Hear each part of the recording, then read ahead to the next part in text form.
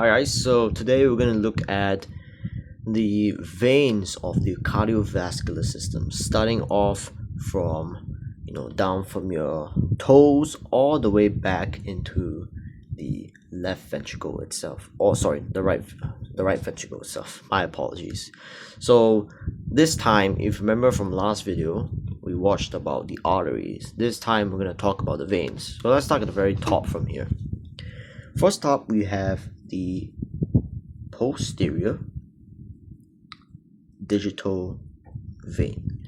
The posterior digital vein is then going to split into this structure called the not posterior, sorry, my bad, I mean plantar digital artery vein is going to split into the plantar metatarsal vein. The plantar metatarsal vein is going to split into this structure called the plantar venous arch. It's then going to split into two structures, such as the posterior tibial vein and the small saphenous vein. Okay, now we're going to talk about the dorsal side of the foot. So dorsal side, we have actually the dorsal digital veins. The dorsal digital veins is going to split into the dorsal metatarsal veins. From the dorsal metatarsal veins, it's going to split into the dorsal venous arch. The dorsal venous arch is then going to split into three structures. Okay, first one, we have the fibular vein. Another branch would actually be the small saphenous vein, and also another branch would actually be the dorsal pedis. And these are the three veins. Now, there's actually going to be an astomotic connection between the veins itself. So the fibular veins actually can drain into the posterior tibial vein, and the dorsal pedis will branch into two structures. First, we actually have the anterior tibial vein, and the other one is the great saphenous vein. Now, the anterior tibial vein, the posterior tibial vein, and the small saphenous vein are gonna all form this very important vein down here, located at the back of the knee. Can you guess it? It's the popliteal vein.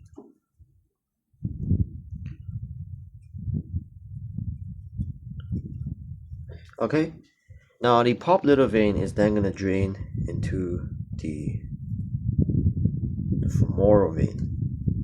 There's also gonna be another structure here called the deep femoral vein, which is also going to drain here, but there's no connection.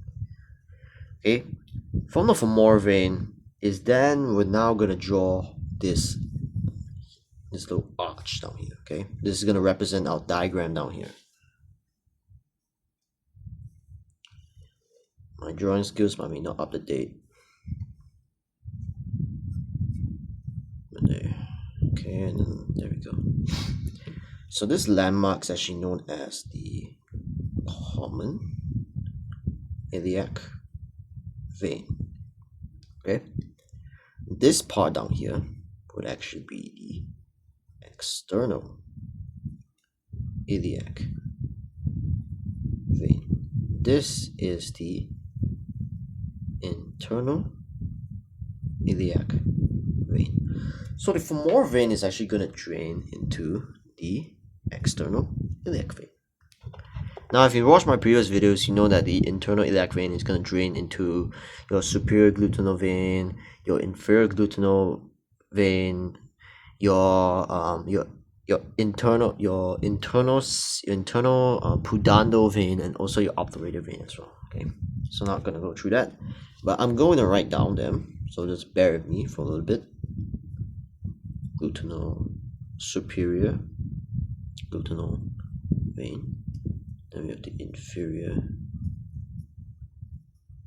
gluteal vein, then we have the internal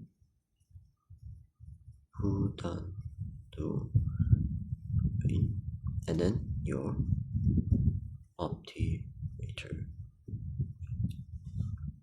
Okay, now we're going to label this as the inferior vena cava. Now, a branch actually coming off from the inferior vena cava is actually known as the hepatic. The hepatic is then going to split into the hepatic portal.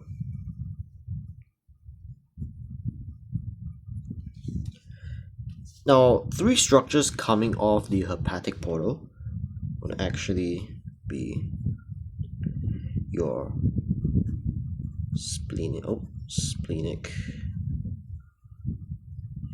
vein, your pancreatic vein, and your gastroepipolic vein. Okay, so we have the splenic vein, the pancreatic vein, and the gastroepipolic vein, all gonna form or connect into the hepatic portal. The hepatic portal is gonna have actually a branch called the superior mesenteric vein, SMV. Now the superior mesenteric vein is actually gonna split into 6 veins itself. First, it's not in order, but we have the right colic vein, the middle colic vein, okay, and then we also have the intestinal vein. Then we have the gastromental vein. Then we have the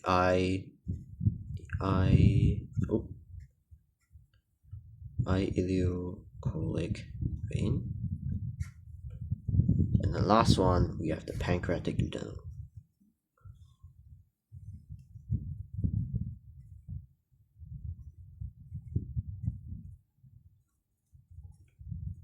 Sorry, my writing is a bit off.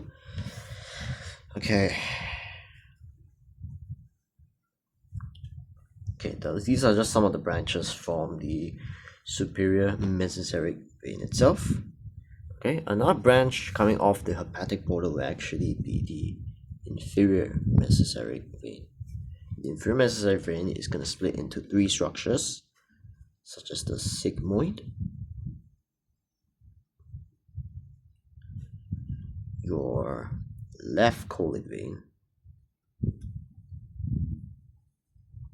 and then the other one will actually be the rectal vein. Okay, now in between, the inferior mesenteric arteries and the superior mesenteric arteries, there's actually going to be 2 other veins that are also going to be draining into the hepatic portal itself. One will actually be the crystallite veins. Another one, we have the gastric veins. So you can see so many veins are draining into the hepatic portal itself, which are then going to drain into the hepatic. Okay, now we move on to the part that I want to focus on now here. Okay, so I'm going to continue drawing this up here. Okay, now we go on to our superior vena cava. This will be our diaphragm now here. Okay, so it might be a bit higher or lower, but there's actually going to be veins hanging off here. Okay, now these veins, okay, they're actually going to be connecting from here.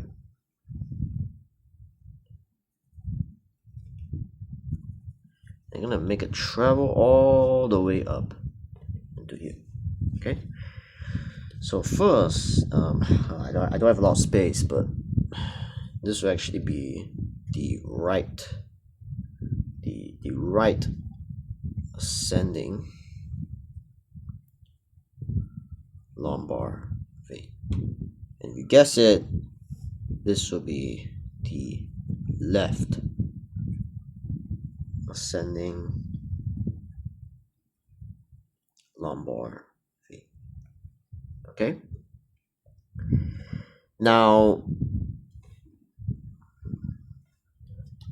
there's also going to be a lot of branches of this portion down here of the inferior vena cava. First, we have the inferior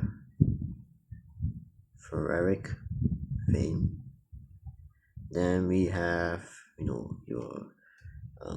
suprarenal vein, the renal vein. Then we have the gondolar vein as well. Okay. Now here is actually going to be the right posterior intercostal vein. Okay. Now on top of this here, now we move above the diaphragm now here. There's going to be this vein called the azagous vein. The azagous vein is actually going to be a vein now called the posterior intercostal.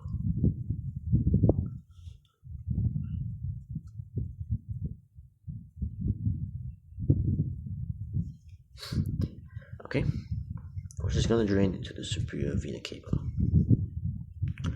Now structure down here we have the hemiazygous vein, which is then going to go up into the ascending hemizygous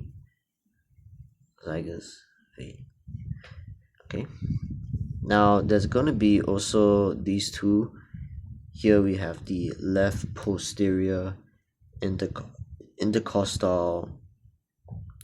vein, and then we also have the left posterior intercostal vein.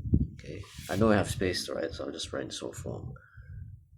Okay, and yeah, that is pretty much it for the entire drainage system from the foot all the way to the superior vena cava. Okay, so I hope you enjoyed this video. Let me just get a full screenshot, make sure that you're able to see it. So I hope you found this video helpful. Do leave a like. Thanks. Bye.